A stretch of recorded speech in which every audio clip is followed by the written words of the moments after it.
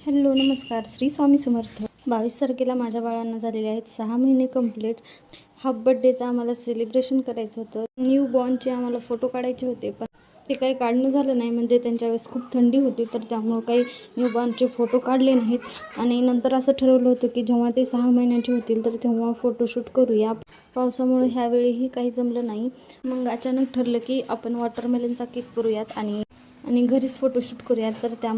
तर त्यासाठी अगोदर मी एक मोठ्या साईजचं वॉटरमेलन घेतलेलं आहे आणि ते कट करून घेतलं राऊंड शेपमध्ये. आणि त्यानंतर वॉटरमेलनचा केक तर रेडी झाला, पण त्याच्यावर डेकोरेशन करण्यासाठी द्राक्ष काही भेटली नाहीत.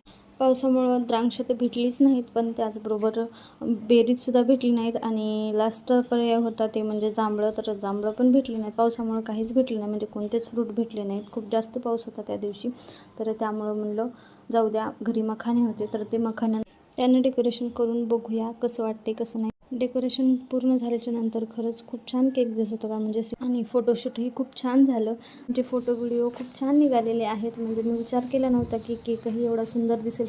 म्हणतात ना, जे होतं ते चांगल्यासाठीच होतं, तर ते असंच काही तर झालेलं आहे. आज किचन काउंटरवर जास्त पसारा दिसत आहे, तर त्याचं कारण असं की आज इडली केली होती, तर त्यामुळं म्हणजे प्रत्येकाच्याच घरी इडली केली की जास्तच राडा होतो.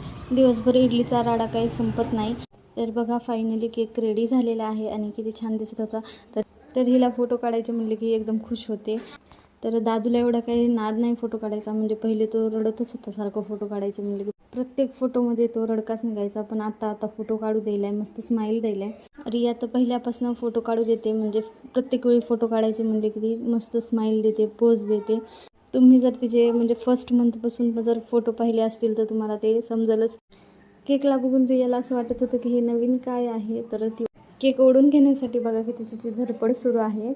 फोटोशूटसाठी दोघांनाही रेडी केलं आणि सगळ्यात अगोदर दादूचे फोटो काढून घेतले. त्यानंतर मग रियाचे फोटो, कारण की दादूचा मूड सध्या तरी ठीक होता. एकदा रडायला लागला की खूप रडतो, तर त्यामुळं ते त्याचे अगोदर फोटो काढून घेतले. त्यानंतर मग रियाचे फोटो काढले.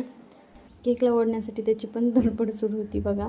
तर दादूनं पण ह्यावेळेस खूप छान फोटो काढून दिले.